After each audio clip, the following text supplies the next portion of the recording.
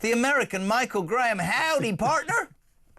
I try to ignore you as much as I can, but like the character in that Michael Douglas movie, you will not be ignored. No. So here we are. I am the Prince Harry of your dreams. Let's not go there. So good. Did you? At least you're not Meghan. Yeah, that's all I got to say. Have you heard the story? Kinsey Schofield was nailed on today. She said this a week ago. Everybody was laughing. Meghan sold out all of her jam. They only made 10 pots just to look good. What a load of old crap. Honestly, it does my head in. Right, MG, I've got a slightly different view, I suspect, to many people, including you. I've been... The Orange Man, baby, there's much about him that I get annoyed about. But what I absolutely respect is that, irrespective of criticism in the press, politically, court cases, this man stands up and he says, I am going to put the American people first. His tariff war, as it's being labelled, there's countries all over the place going, this is an outrage.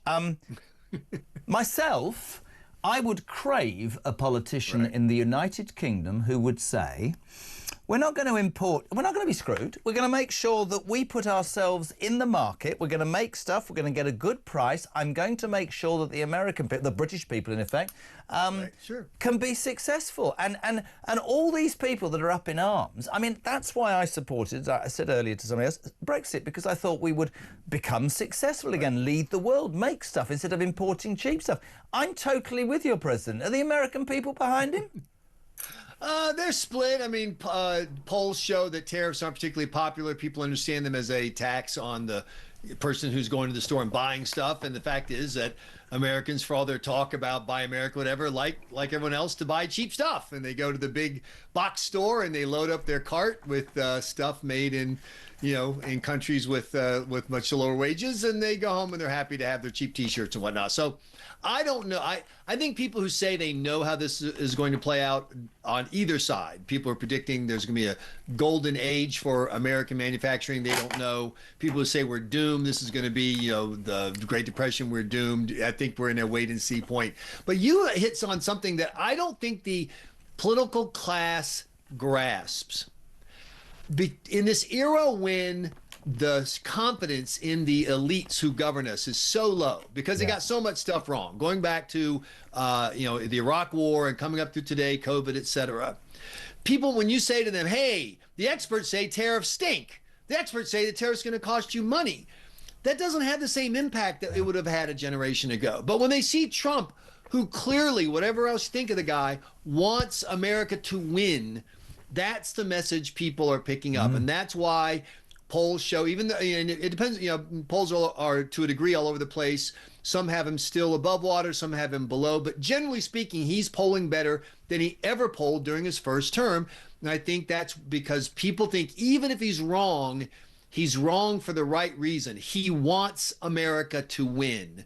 And that's resonating with a lot of people. And when you point out that there are a lot of smart economists who say this is the wrong way to win, they say, yeah, what do those guys know? They got us the meltdown in 2008. They got, they got us in the mess we're in now. Why do I trust them? And this is my point. We had a leader, many people, loved her or loathed her, Margaret Thatcher, who basically stood in front of the British people and said, this is my vision. You can own your own council tax. I'm going to take away the powers of the trade unions by getting rid of the closed shops. Strikes won't be allowed unless it's voted for. And everybody thought, this abhorrent woman. But actually, this country did very well. But the point is that somebody like her was the leader of 400 people, and if she didn't get what she wanted, she'd sack them. And in the end, after 10 years, there were 399 people in a room. She'd sacked all of them, and they got rid of her. Donald Trump is like that, but Donald Trump doesn't give, and excuse my language, Ryan, you don't need to, he doesn't give a toss, because he said to the American people, this is what I believe. You voted for me, and I'm going to do it irrespective of all the economists and the newspaper editors. And I have to say one thing, MG, which we were saying just now. He talks America up. Our politicians talk the United Kingdom down the whole time, man. And that's really exhausting, if I'm being completely honest. That's not me being, oh, Great Britain, because Great Britain probably isn't great anymore at the moment. But I am fed up in this country of politicians who are on a downer the whole time, mate. So there's actually two slices, that there's a divergent part of that conversation. Trump absolutely has no patience with the America is evil and terrible colonizers, and we're racist. Those people get no room from him. He just shoves them aside, and that he's waged war on what over here is called DEI, diversity, equity, inclusion, which literally, I mean, people think I'm exaggerating. It literally is based on the premise that everything in America is so racist that the only way you can fix it is to be anti-racist, which means you have to treat white people badly. So the day of even trying to have level playing field, just forget that. Yep. You can't do it. Too racist. You have to screw white people to help other people. And of course, that makes everyone feel bad. So he blows up. But then on the other side, though, the message of tariffs is we've been getting ripped off. The American workers are doing terrible. Look at this devastation we have. The fact is, our manufacturing sector is not devastated. It has a lot fewer workers in it, but its output is about the same. What's happened here is what's happened all over the Western world, which is technology makes every individual more productive, and so it takes fewer workers to make the widgets, and that's just where we are. And you're not going to fix that with tariffs. So he does have a kind of a Dr. Jekyll, Mr. America kind of thing, where he thinks American society is great, but he keeps saying that our economy is getting shafted, screwed, ripped off, whatever, and there's not a lot of data to back that up. What I would like to see, and so I'm going to make myself king of the world for a minute, is I'd like to see all of the Western countries, the Anglosphere, you might call it, with maybe throw the frogs in, whatever, have a trade network that is designed to hurt Russia, China, Iran, and North Korea. That's what I want. I want us to have team we're not dictators versus team dictators. Listen, I have. There are people in this building who disagree with me. I'll take NATO as an example, right? I have every reason to say he was absolutely right to stand up and say, I'm not going to pay more to secure the future of Europe when you lot aren't paying for it. And lo and behold, what happened? Straight away, several governments, starting with ours, decided to spend more money on defence. I am not, for my critics, right, and there are many, saying that Donald Trump is the greatest thing since sliced bread. There should be more. There should be more.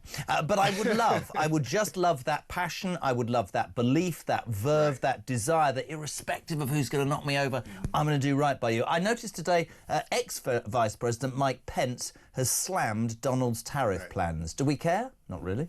Well, I mean, he doesn't have a lot of oomph in the party anymore, but he does speak for a significant number of traditional Republicans who maybe don't even like Mike Pence that much. They like Trump. They connect with Trump. They like his voice. They like his attitude. But they see economics as the way, lower taxes, spread out the burden so that a lot of people pay the lowest amount. That's kind of the Republican approach. Get the rates as low as you can, have everybody pay a little and cover the bills and stop spending so much money. And so he speaks for those people, but he's such a wounded political figure, it doesn't really matter. J.D. Vance is much more significant, and he's out making the case that this is the way to go. But he's also making a case that I don't know where, and this is back to people who predict what's going to happen. In essence, they're arguing, prices are going to go up a little, but you're going to buy American. And the buying American is worth it, and your neighbor's going to have a better job, and your neighbor's family's going to have more money.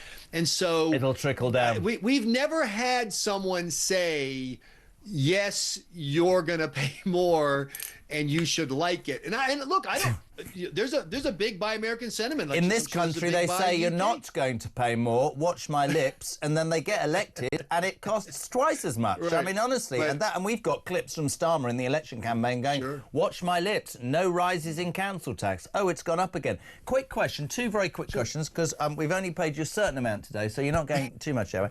Because you're probably another show. I read this extraordinary story that said he's so powerful, Donald Trump, he's trying to work out how he can get a third term by getting... Is this madness? What is this story? He's going to get J.D. Vance elected, and then Vance will resign and say, I nominate Donald Trump, who's going to rule the world, man. I'm not going to get into the weeds of why that can't happen, but just trust me, it can't happen because of the Constitution. But I think... He might change the Constitution. Come on, listen, man. He got re-elected after the Capitol Hill riots. Come on, this is that wasn't unconstitutional. Look, say what you want about Donald Trump. In the end, he plays by the rules. What he does, though, is he uses rules ways people hadn't figured it out. When Democrats said, "Hey, we're going to use our court system to go after an enemy like Donald Trump," Trump's now saying, "Okay, let's do it. So now all kinds of people, law firms, whatever, they're going after. What can you say? So Trump will take whatever rule you bend by an inch, and he'll bend it by a mile. You start the bending, he's going to jump in. But here's my point. What happens when Trump talks about a third term? One, drives the liberal Democrats crazy, drives media crazy. He loves that. His base loves that. Two, it keeps people focused on him. You know, lame duck is the phrase over here. It means you can't run again. So people are already looking for the next guy or gal. He doesn't want people to look for the next guy or gal yet. And this is a way to just kind of slow that roll. Is JD Vance the next guy or gal? If we were voting today, almost certainly he would win the Republican nomination among Republican primary voters. But we're not voting today. And that is the real question. We're going to have a midterm in 18 months, which is a long time from now. If it looks decent, JD Vance is in good shape. If the wheels come off, some Republicans might start looking around and saying, okay, that was fun. It's time for a new brand. You know, it's like the restaurant changing them. You got to change the menu, keep people going. You know, so you used to have the whatever weird stuff you guys eat, cucumber sandwich special.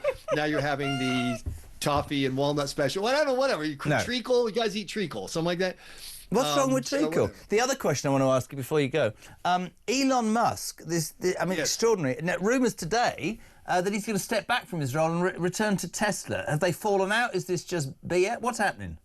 So all kinds of different reports coming out of D.C. on this, but there's one thing, keep in mind. He said in an interview, I think weeks ago, he has an official title. It's like special government aid or something, and it has a term. Like you can only do this if you do it for longer than that. You have to go to the Senate and get approved. See what I'm saying? So he said from the beginning he plans to do that term and then leave. So what's happening now is because the election in Wisconsin didn't go well Tuesday night, he spent a bunch of money. People are saying, oh, he's getting out because he stinks and Trump's done with him.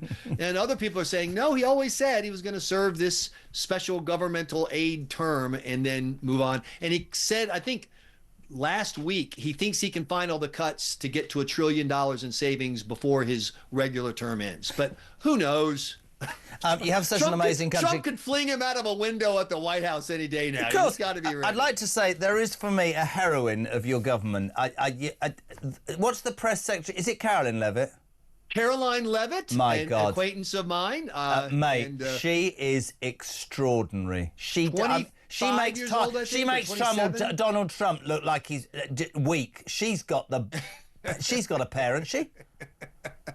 She's very smart. She ran for Congress a couple years ago, beat an incumbent, beat the guy who'd won the nomination before. She didn't win the general election because New Hampshire is very Democrat when it comes to Congress. But she impressed a lot of people and then went on to become the White House spokesperson. And I know someone who taught her in college. And he said that even when she was in college, you knew that she was going to do big things. You just didn't think she'd be doing them by the time she was in her mid-20s. Amazing. MG, it's been too long. We love having you on. It's a drain financially, but we'll get you back on again soon.